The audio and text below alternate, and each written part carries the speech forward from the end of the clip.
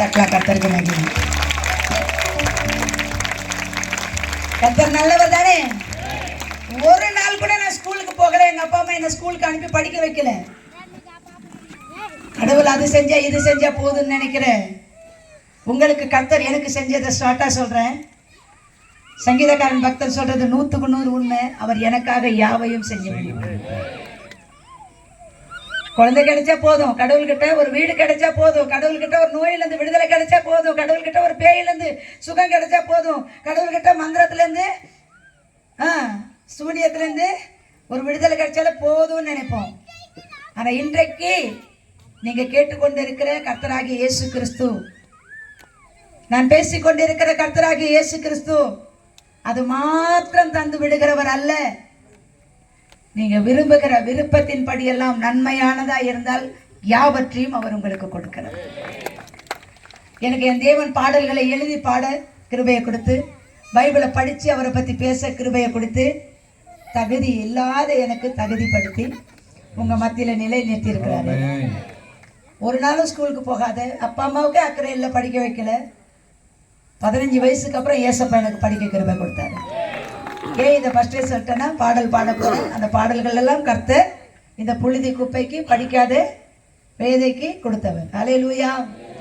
19ஆம் சங்கீதம் 7ஆம் வசனத்துல ஆண்டவரை மட்டும் நம்பிட்டோன்னா பேக்குன்னு சொல்றீங்க பாத்தீங்களா? யாருன்னா அதெல்லாம் பேக்குங்க, பேதங்க, ஒன்றும் தெரியாதுங்க, மக்குங்க, சாம்பிராணிங்க, அப்படிப்பட்டவங்களெல்லாம் ஞானியா அழகப்படுத்திப்பாங்க. வாஸ்து பாருங்க. கர்த்தருடைய வேதம் குறைவற்றதும், கர்த்தருடைய வேதம் குறைவற்றதும், ஆத்துமாவை உயிர்ப்பிக்கிறதுமாய் இருக்கிறது, ஆத்துமாவை உயிர்ப்பிக்கிறதுமாய் இருக்கிறது. கர்த்தருடைய சாட்சி சத்தியமும், கர்த்தருடைய சாட்சி சத்தியமும், பேதையை ஞானியமாக்குமாய், பேதையை ஞானியும் ஆக்கக்கூடியது. கரங்களை தட்டி கர்த்தரை மகிமைப்படுத்துங்க. உங்க மத்தியில நான் ஒரு பேதை, இன்னைக்கு சாட்சியாய் கர்த்தருடைய வேதம், நான் குறைவுள்ளவர்.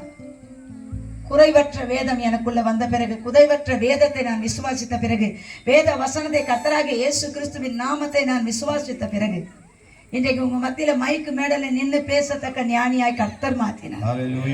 பாடத்தக்க ஞானியாய் கர்த்தர் மாத்தினார். இந்த ஞானம் அவரால் மட்டும்தான் கொடுக்க முடியும். இந்த ஞானம் யாரால கொடுக்க முடியும்? பாட போகிற பாடல் எல்லாம் ஆண்டவர் நல்லா தான் கொடுத்திருக்கிறாருன்னா என்னோட கூட சேர்ந்து நல்ல கையை தட்டி வாயை வீர்வாயை திறந்து கர்த்தர் உங்க மத்தியில கேட்டுக்கொண்டிருக்கிறார். கர்த்தர் நம் மத்தியில பிரசன்னனாய் வந்திருக்கிறார்.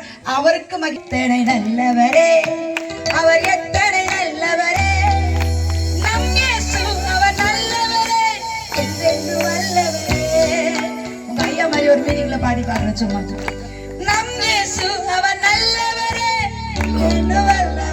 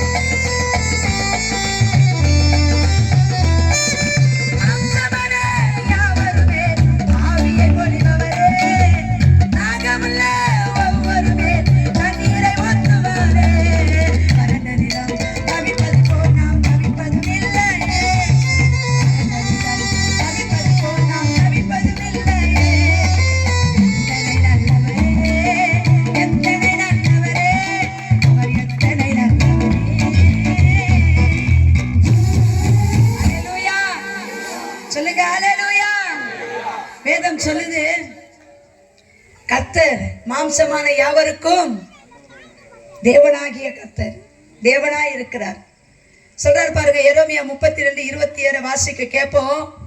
இந்த சத்தத்தை கேட்கிற என் அன்பு தேவ ஜனமே, உங்களுக்கும் கர்த்தர் சொல்றார், இதோ நம்ம எல்லாம் மாம்சம், ஒரே சரீரம், ஒரே கலர்ல ரத்தம், சரிங்களா? மனிதனா அது எதுன்னு சொல்லிக்கிறாங்க, அது நமக்கு வேண்டாம். ஆண்டவர் என்ன சொல்றாரு பாருங்க, என்ன சொல்றாரு? இதோ நான் மாம்சமான யாவருக்கும் தேவனாகிய கர்த்தர் என்னாலே செய்யக்கூடிய ஒரு ஹைலைட், என்னால செய்யக்கூடாத அதிசயமான காரியம் உண்டு. கரங்களை தட்டி கர்த்தரை மகிமைப்படுத்துங்க. உங்களுக்கு என்ன வேணுமோ யோவான் 14:14 சொல்றாரு, என் நாமம் சொல்லி இயேசுவேன்னு சொல்லி கூப்பிட்டு கேளுங்க, என்னால செய்யக்கூடாத காரியம் உண்டா? எரேமியால சொல்றாரு, என்னால செய்யக்கூடாத காரியம் உண்டோ? நீங்கள் என் நாமத்தினால எதை கேட்டாலும் அதை நான் உங்களுக்கு செய்வேன். ஹல்லேலூயா. பாருங்க, அந்த புழுதி குப்பைக்கு ஒப்பான அந்த நரிக்குற சமுதாயத்தில் ஆண்டவராகிய இயேசு கிறிஸ்துவை நான் என் சொந்த ரட்சகராக விசுவாசிக்கிற ஒரு வாய்ப்பு எனக்கு கிடைச்சது. நாங்க சின்ன சின்ன பிள்ளைங்களா இருக்கும் போது எங்க அப்பா இறந்துட்டாங்க, அதுக்கப்புறம் எங்க அம்மாவும் இறந்துட்டாங்க. எனக்கு ஒரு தங்கச்சி, தம்பி. வீடு வாசல் காசு பணம் எதுவுமே இல்லை. ஆனா ஆண்டவருடைய பெரிதான கிருபையால அந்த கவர்மெண்ட் கொடுத்திருக்கிற வீட்டுல ஏதோ சும்மா அந்த டென்ட் வீடு போட்டிருக்கிறாங்க. அதுக்கும் சித்தப்பா அத்தைங்க நான் நீனு போட்டியில நிம்மதியா இருக்க முடியல. அந்த ஒரு நாள் 2 நாள் அப்பா அம்மா சேர்த்த துக்கத்தை நல்லா தான் விசாரிச்சாங்க. அவங்களால என்ற அப்பத்தையும் சாப்பாடையும் கொடுத்தாங்க. அதுக்கப்புறம் பார்த்தும் பார்க்காத மாதிரி போறாங்க. நான் இப்போ பெரிய பிள்ளையே ஆகலை. எங்கள் அப்பா செத்த பிறகு எனக்கு சொல்றாங்க, நீ தான் பெரிய பிள்ளை, சும்மா அழுதுட்டே இருக்காதம்மா, உன் தங்கச்சி தம்பியை பாரு, அவங்களுக்கு நீ தான் ஆறுதலா இருக்கணும் சொல்லிட்டு போறாங்க. அதுக்கப்புறம் சாப்பிட்றியா, என்ன பண்றமா, வாமா, உட்காருமா, அழாதம்மா, சாப்பிடுமான்ற கதையே இல்லை. அவ்வளோதான். அப்பா அம்மா செத்த துக்கத்தை விட இது துக்கம் பெருசா இருந்துச்சு. கையில காசு பணமும் இல்லை, அன்பான அப்பா அம்மாவும் இல்லை. அவங்க இருக்கும்போது ஏதோ ஒரு ஊருக்குள்ள கை பிடிச்சிட்டு கூட்டிட்டு போனாலும் பழைய சோற பழைய துணினா கூட திருப்தியா இருக்கும், அன்பா இருக்கும். பசிக்கு சாப்பாடு, உடுத்த துணி, இதை விட பெருசா என்ன வேணும்? அன்பான அப்பா அம்மா இப்படின்ற மாதிரி ஒரு பெரிய பலனா இருந்தது. அப்படிப்பட்ட அப்பா அம்மா இறந்த உடனே இப்போத்து ஜெனரேஷன் எல்லாம் எப்படின்னா, அப்பா அம்மா இறந்தாலும் பரவாயில்ல, அப்பா அம்மா சாகிறதுக்குள்ள என்ன இருந்துடணும்? ஆமாம், படித்து முடிச்சுட்டு இருந்தா நல்லா இருக்கும், படித்து முடிச்சுட்டு இருந்தா நல்லா இருக்கும், நல்ல வேலையில் செட்டில் ஆகிட்டா நல்லா இருக்கும், கல்யாணம் ஆகிட்டா நல்லா இருக்கும், பெத்த பிள்ளைங்களை பார்த்து காப்பாற்றி விட்டுட்டா நல்லா இருக்கும், நல்ல வீடு வாசல் காசு பணம் இருந்தால் போதும். ஆனால் இதெல்லாம் கொடுக்காத ஒரு சந்தோஷம் தாய் அன்பு, தகப்பன் அன்பு கொடுக்கும். ஆனால் ஆண்டவருடைய பெரிதான கிருபையால அப்படிப்பட்ட தாயை தகப்பனை நாங்கள் இழந்த உடனே எங்களுக்கு பெரிய துக்கமே எங்கள் அப்பா அம்மா இல்லாதது தான். தாங்க முடியாத வேதனையாக இருந்துச்சு. சுற்றி சுற்றி பார்க்குறோம், எல்லார் வீட்லேயும் அப்பான்னு கூப்பிடுறாங்க, அம்மானு கூப்பிடுறாங்க, சாப்பிட்றாங்க. எங்களுக்கா தேம்பி தேம்பி தேம்பி தேம்பி இருதயம் உடைந்து அழுகிறோம். ஒரு நாள் இப்படியே கடந்து போனது. அப்பா அம்மா செத்த கல்லறைக்கும் போய் கதறி அழுது மண்ணை எல்லாம் பூரி பிறண்டு, நீங்கள் எங்களுக்கு தாயா தகப்பனா நேரடியாக முகமுகமாக இல்லைனாலும் பேயா கூட எங்கள் கூட வந்துடுங்க, நீங்கள் இல்லாமல் எங்களால் முடியல, ரொம்ப கஷ்டமாக இருக்குது, இப்படியெல்லாம் சொல்லி இந்த சுடுகாடாண்ட போய் உட்காந்து அழுதுகிட்டே இருப்பேன். தங்கச்சி பாவமா, தம்பி பாவமா, தாய்ப்பால் கூட மறக்காத தம்பிமா, இதெல்லாம் என் தாய் சுடுகாடாண்ட போய் உட்காந்து அழுது துடிப்பேன். ஒரு ரியாக்ஷனும் தெரியல. ஒன்றும் பேயா கூட வர்ற மாதிரியும் பேயா இருக்கிற மாதிரியும் ஒரு கனவுல வர்ற மாதிரியும் தெரியல. இன்னும் துக்கமாக இருந்துச்சு. கடைசியாக எடுத்த முடிவு, ஒரு நாளும் அழுது புலம்பி பசியும் பட்னியும் கண்ணீரும் கவலையுமா கொஞ்சம் கொஞ்சமாக சாகிறத விட ஏதாவது விஷத்தை தங்கச்சி தம்பிக்கும் கொடுத்துட்டு நம்மளும் சாப்பிட்டு செத்து போகலான்னு தற்கொலைக்கு நேராய் நான் அலைந்து திரிந்து மனம் உடைந்து ரோடா தெருவாய் என்ன கிடைக்கும், என்ன சாப்பிடலாம், எப்படி சாகலாம், இப்படி ஒரு கண்ணீரோடும் கவலையோடும் புலம்பி அலைந்து கொண்டு இருக்கும் பொழுது ஒரு அருமையான தேவ மனுஷன், ஒரு கிறிஸ்தவ மனிதன், அவர் ஜெபம் பண்ணிட்டு இருந்தாராம். இப்போ ஒரு பிரார்த்தனை வேண்டுதல்னா இயேசு கிறிஸ்துவை அறியும் முன் எப்படி பண்ணுவோன்னா, நானும் அப்படி தான் பண்ணியிருக்கேன். ஒரு சாமி முன்னாடி போய் நின்னாலே என் அம்மா நல்லா இருக்கணும், அப்பா நல்லா இருக்கணும், தங்கச்சி நல்லா இருக்கணும், தம்பி நல்லா இருக்கணும், மாமா நல்லா இருக்கணும், மச்சான் நல்லா இருக்கணும், நாயை நல்லா இருக்கணும், பிள்ளைங்க நல்லா இருக்கணும், புருஷன் நல்லா இருக்கணும், இப்படிதான் நம்ம குடும்பத்துக்காக மட்டும்தான் என்ன பண்ணுவோம்னா பிரார்த்தனை பண்ணுவோம், ப்ரேயர் பண்ணுவோம். ஆனால் ஆண்டவராகிய இயேசு கிறிஸ்துவை என்னை அறிமுகப்படுத்தின ஒரு மனுஷன் சொல்றது எனக்கு ஆச்சரியமா இருந்தது. அவர் சொல்றாரு, நான் எல்லாருக்காக உட்காந்து ப்ரேயர் பண்ணிட்டு இருந்தேம்மா, ஜெபம் பண்ணிட்டு இருந்தேன். அப்போ உன்னை சந்திக்கும்படி கர்த்தர் என்னோட கூட உணர்வை கொடுத்தார். நான் ஜெபத்தை முடிச்சிட்டு ஆண்டவர் சொன்ன வழியாய் புறப்பட்டு வந்தா உங்ககிட்ட நின்று பேச சொல்லி ஆண்டவர் அனுப்பினார். இவ்வளவுதானான்னு பார்த்தா அவர் இன்னும் அடுத்தது சொன்னார் பாருங்க, ஆச்சரியமா இருந்துச்சு. நீ வாழ்வதை விட தற்கொலை செய்து செத்து போனா நல்லா இருக்குன்னு, வாழ்வா சாவான்னு வாழ முடியாத வலி வேதனையோட கண்ணீர் கவலையோட கவலைப்பட்டுட்டு மனம் உடைஞ்சி கண்ணீரோட இருக்க, இன்னைக்கு ஆண்டவராகிய இயேசு கிறிஸ்து உனக்கு சொல்ல சொல்றாரு, உன் துக்கம் சந்தோஷமாய் மாறுமா. கர்த்தராகிய தேவன் உனக்கு வாழ வழியே இல்லைன்னு புலம்புறியா, கவலைப்படுறியா, அவர் உனக்கு வழியும் சத்தியமும் ஜீவனுமாய் இருப்பாரா. உன்னை ஆசீர்வதித்து அவர் உன்னை வாழ வைப்பார். உன் தேவைகளை சந்திச்சு அவர் உங்களை உயர்த்துவார். எனக்கு கொஞ்ச நேரத்துக்கு ஒண்ணுமே புரியல.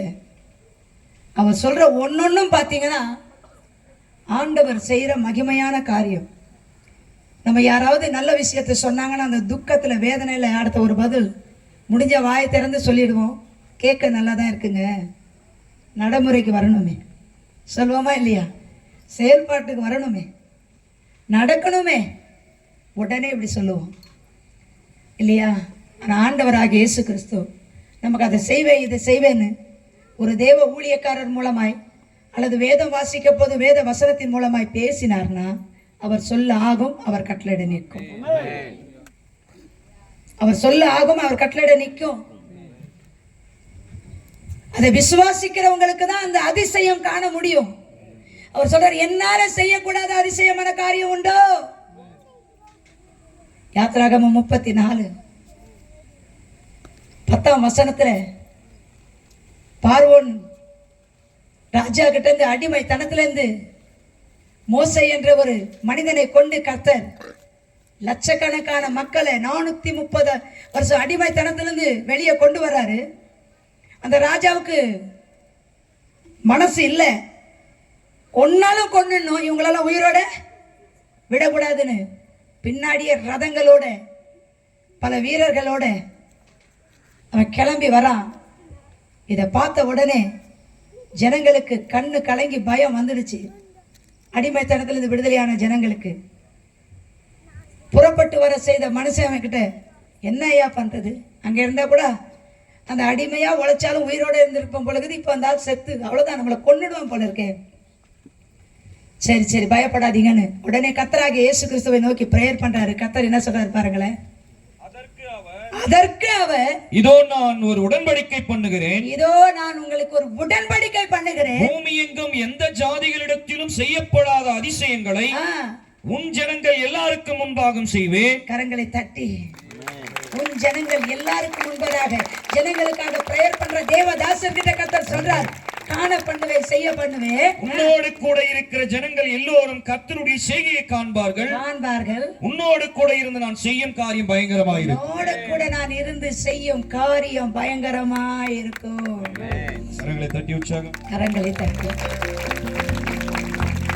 உடனே அந்த தேவ மனுஷன் லட்சக்கணக்கான ஜனங்க கிட்ட திரும்பி சொல்றாரு, கர்த்தர் நமக்கு ஒரு பெரிய காரியம் செய்ய போறாரா, உங்க கண்கள் அதை காணுமா, நீங்க ஆச்சரியப்படுவீங்களா? நீங்க யாரும் சாக மாட்டீங்க, பயப்பட வேணாம்னு ஆண்டவர் சொல்றாரு. இந்த மாதிரி மைக்கு கிடையாது, மேடை கிடையாது, ஒண்ணும் கிடையாது. உங்க ஐயா வாய்ஸ் மாதிரி வாலியம் பெருசு போல மோசைக்கு கர்த்தர் கொடுத்துட்டார். இத்தனைக்கு அவன் திக்கி திக்கி பேசுவானா, ஆனா கர்த்தர் அவனுக்குள்ள வந்த பிறகு அவன் வாலியம் லட்சக்கணக்கான மக்களுக்கு கேக்குது. உடனே அந்த ஜனங்கள் என்ன செய்யறாங்க அப்படின்னா, ஆண்டவருக்கு நன்றி. இப்போ ஆபத்து பெருசா வந்துடுச்சு, கிட்ட வந்துடுச்சு, பெருசா வந்துடுச்சு ஆபத்து கிட்ட. எல்லாம் சரிதாயா, இந்த பக்கம் இதுக்கு மேல தள்ளி போனோம்னா கடல்ல தான் உழுந்து சாவணும். அந்த லட்சக்கணக்கான ஜனங்க சொல்றாங்க. இப்படி ஒரு வார்த்தைய ஆண்டவர்கிட்ட இருந்து வாங்கி சொல்ற தேவ மனுஷங்கிட்ட ஜனங்க சொல்றாங்க, இப்போ இதுக்கு மேல நவந்தோன்னா எங்க சாவணும்? கடல்ல வந்து சாவணும். திரும்பி கடல்ல வந்து சாவறதை விட இங்கே நிக்கலான்னா ராஜாவுடைய கடும் கோபம். பல வீரர்களை கத்திகளோட வராரு. அவங்க கத்தியில வெட்டுப்பட்டு சாவணும். இங்க இருந்தா அப்படி சாவோம், நகர்ந்தா கடல்ல சாவோம். இதுக்கு என்ன வழி? ஆண்டவர் தான் சொல்லி இருக்கிறாருல்ல, அவர் என்ன செய்வார் பார்ப்போம். இப்படி சொன்ன ஜனங்களுக்காக மீண்டும் அவர் வேண்டுதல் பண்றாரு. அப்படி சொன்ன ஜனங்களுக்கு முன்னாடி உன் கையில வச்சிருக்கிற கோல் அந்த கடலுக்கு நேரா நீட்டுனார் ஆண்டவர். அது நீட்ட என்ன ஆண்டும் ஏதாகும்? நம்மளாம் அப்படிதான். கடவுள் நேரடியா நல்லா பேசினா கூட ஊழியக்காரன் மூலமா அதெல்லாம் சரிதாங்க ஐயா, இப்படி ஆயிட்டா என்ன பண்றது, அப்படி ஆயிட்டா என்ன பண்றது, இப்படி நடந்தா என்ன பண்ணிடுறது, அப்படி நடந்து போச்சுன்னா என்ன பண்றது, எடுக்கு தப்பா ஆயிடுச்சுன்னா என்ன பண்றது, ஏடா குணமா நடந்துச்சுன்னா கேள்வியே கேட்க கூடாது. ஊழியக்காரங்க ஆண்டவருடைய வார்த்தை வசனம் படிச்சு அறிந்து விளங்கி அவருடைய வார்த்தையை சத்தத்தை கேட்டு ஒரு அறிவிப்பை, ஒரு விளக்கத்தை, ஒரு ஆலோசனை கொடுக்கறாங்கன்னா நம்ம அதன்படி பக்தி செஞ்சோன்னா கர்த்தர் அதிசயம் செய்வார். அப்ப அந்த ஜனங்க எல்லாரும் கடல் பக்கம் திரும்பி நின்ட்டாங்க. மோசே என்ற தேவ மனிதன் அந்த கடலுக்கு நேரா அவர் கையில வச்சிருந்த கொம்பை நீட்டுறாரு. செங்கடல் ரெண்டா பிளக்குது. என்ன பண்ணுது? ரெண்டா பிளக்குது. அந்த வசனங்கள் எல்லாம் வாசிக்க நேரம் இல்லை, நமக்கு 1 மணி நேரம் தான் கொடுத்துருக்குறாங்க. இது எல்லாமே வேத புஸ்தகத்துல இருக்குது. அவங்க நடந்த அந்த செங்கடல் பிரிஞ்சு அந்த நடு வழி வந்துட்டு உண்டாகுது. அந்த வழி எப்படி இருக்குதா, அந்த தண்ணி செங்கடல் அந்த கடல் தண்ணி பிரிந்த ஈரம் கூட அங்க இல்லை. நம்ம சாதாரணமா ஒரு தூர மழை பெஞ்சாலே பாத்தீங்கன்னா நம்ம பூமி அவ்வளவு ஈரமா இருக்கும். அந்த பயத்துல வேகமா நடக்கிறதுல ஓடுறதுல வழுக்கி விழுந்துடக்கூடாதுன்னு அந்த பிளந்த செங்கலுக்கு நடுவுல இருக்கிற வழிய வட்டாந்தரமா அவ்வளோ காஞ்ச ரோடா கர்த்தர் உண்டு பண்றாராம். அவ்வளோ பெரிய ஆபத்துல இருந்து அந்த ஜனங்க வெளியே போறாங்க. குழந்தை குட்டிங்களோட ஆடு மாடுங்களோட வெளியேறாங்க. அடுத்தது வர்றாங்க, வெட்டி சாச்சி கொன்னு குமிச்சிட்டு போயிடணும்ட்டு அவங்க போறாங்கன்ட்டு கொஞ்சம் தூரம் அவங்க போயிட்ட பிறகு இவங்க இறங்குறாங்க. பாருங்க, எல்லாம் இறங்கட்டும்னு இருந்தார் ஆண்டவர். அநியாயக்காரங்களுக்கு இப்படிதான். அநியாயக்காரங்களை அழிக்க ஆண்டவர் அஞ்சவும் மாட்டாரு. ஆண்டவரை நம்புறவங்களை காப்பாத்த அவர் துணியவும் செய்வார். அல்லேலூயா.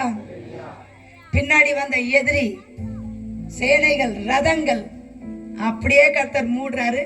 முன்னாடி கர்த்தரை நோக்கி ஆபத்துல உதவி செய்யுங்க, எங்களை காப்பாத்துங்க, எங்களை வாழ வைங்க என்ற ஆண்டவருக்கு சொல்லி கூப்பிட்ட ஜனங்களுக்கு திறந்து வழியை விட்டுட்டே போறாரு. பின்னாடி வர்றவங்களுக்கு கடல்ல மூடிக்கினே வர்றாரு. அதிசயம் தானே. என்னால செய்யக்கூடாத அதிசயமான காரியம் உண்டோ? அந்த 430 ஆண்டுக்கு அடிமைத்தனமா இருந்த அந்த ஜனங்கள் திரும்பி பார்க்கறாங்க, பிரமிக்கிறாங்க. என்ன சொல்றார் தேவன்? மோசே என்ற மனுஷன் கிட்ட, உன்னோட இருக்கிற ஜனங்கள் காணத்தக்க ஒரு அதிசயம் செய்வேன். ஒரு கடல் பிளக்கிறது சாதாரண விஷயமா? நம்மளை கொல்லணும்னு வர்றவனை அழிக்க மூடுது, நமக்கு வழி திறந்து பாதையை விடுது. சாதாரண விஷயமா? கர்த்தரால எல்லாம் கூடும். இதை விட பெரிய அற்புதத்தை நம்ம வாழ்க்கையில பெரிய விஷயத்தை நம்ம கேட்க போறதில்ல. நம்ம கேட்கறதெல்லாம் கடுகு மாதிரி. அது நம்ம அவருக்கு செய்ய, அவர் நமக்கு அது செய்ய மாட்டாரா? செய்வாரா செய்ய மாட்டாரா? எரேமியா 31:14 சொல்றாரு, அதே கர்த்தராகிய தேவன் என் ஜனத்திற்கு நான் அளிக்கும் நன்மை திருப்தியா இருக்கும். கரங்களை தட்டி கரங்களை தட்டி. என் ஜனத்திற்கு நான் அளிக்கும் நன்மை எப்படி இருக்குமா? திருப்தியா இருக்கும். இந்த நன்மையின் வார்த்தைகளை நான் வாசிக்கும் போது என் ஆண்டவர் ஒரு பாடலை கொடுத்தார். பெரும் நன்மை செய்வதிலே அவர் சர்வ வல்லவரே, உம்மை போல யாரும் இல்லப்பா, உம்மை போல யாரும் இல்லப்பா.